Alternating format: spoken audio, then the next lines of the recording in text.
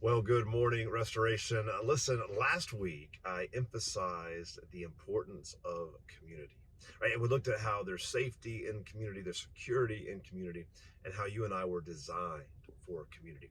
This week I want to keep up that whole theme, but first, listen, I have a lot to talk about today and a lot to make you aware of. So I'm going to ask you to kind of stick through the whole video. I'll try to be clear and concise, but there is a lot of beautiful, good things happening at Restoration and I want you to be aware of those things. Listen, in community, right? We said last week that you and I were designed for the fellowship of community. If you look at the New Testament, you'll see the term one another over and over again. And there's no way for us to live out one another's without one another. For example, in community is where you and I will experience transformation, right? So if you and I are in this process of becoming more and more like Christ, for those of us who have given our lives to Christ, we will experience the most transformation inside of community, right? It's just how we were designed to be. I mean, even we serve a God who is relational and communal through the Father, the Son, and the Holy Spirit. You and I were designed in his image. So we were designed to do life with other believers, with inside relationship. Here's why I say you and I will experience transformation the most inside community. Because it's inside a community of believers where you will hear truth. Proverbs 26:7 says, "Faithful are the wounds of a friend, but deceitful are the kisses of an enemy." Well, what that's saying is that you and I need people in our lives who will call out our blind spots in love, of course, who will tell us when we're off base, when we're out of alignment with Christ, when they'll say, "Hey, Adam, listen, I think you're wrong on this one." Right? You and I need people in our lives like that. In Ephesians chapter 4, we see the term one another again, and one another in the context of speaking truth to one another in love.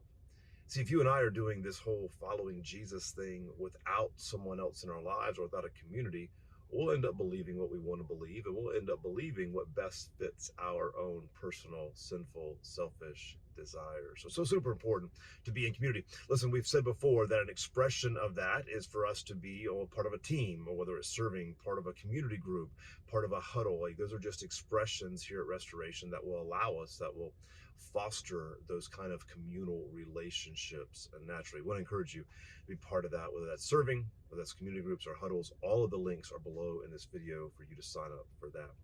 Listen, speaking of community, we are part of a greater community as a follower of Christ and as a church. For example, there's other churches in this area who love Jesus and who are on mission. Easy for me to say. Hey, one of those churches is Palmetto Christian Church in West Ashley.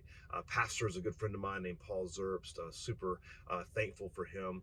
He has asked us to consider sending missionary couples for 3 months or 6 months to serve as he revitalizes that church, trying to bring kind of a dead church back to life, if you will. And so he's praying about missionary couples who would come from like-minded churches, like Restoration, for say 3 months or 6 months or maybe a year, just see what the Lord does in that. Maybe you would feel called to do that for a short period of time to serve in their children's ministry or in their student ministry, or to, greet people, make coffee, just be there to help as they revitalize this church in West Ashley. If that's something the Lord might be putting on your heart, please reach out to me or Pastor Sean or Pastor Justin and just let us know that, hey man, that's something I'd like more information on. Speaking of community globally, right? So a couple of months ago, I asked you to pray about a family coming from Pakistan and a family coming from Cuba. I want to say thank you for your generosity. Thank you for your prayers. We are still in the process of just waiting on the paperwork through the government. There's nothing else we can do right now except for pray and wait. But please continue to pray for both those families, the one in Pakistan and the one in Cuba as well. Both of those families sitting on go, waiting for the Lord's timing to kind of make itself clear.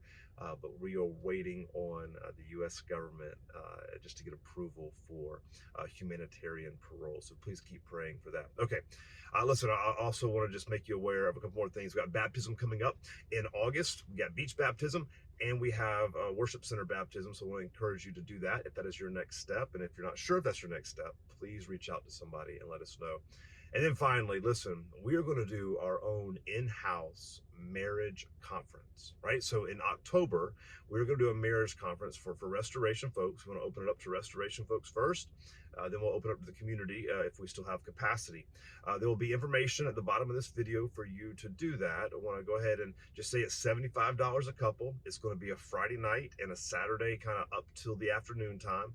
There'll be 4 sessions or so. There'll be some time for you and your spouse to kind of go off and to kind of, debrief about those things. And then we're going to send you on a date night on Saturday night. Again, all the information below, but I want you to know that that's coming up. I'm going to ask you to put it on your calendar. And if that is something that would benefit you and your bride or you and your husband, I want to encourage you to be there. And please don't allow there to be any excuses in terms of cost. Reach out to us and let us know if that's something that you would desire a scholarship for. All right, listen, love you guys. I'm glad to be back from vacation and glad to be back from last weekend. Had to take care of some family stuff up in Augusta, but I'm thankful to be back. I missed you. I love you, church. And remember, your own mission.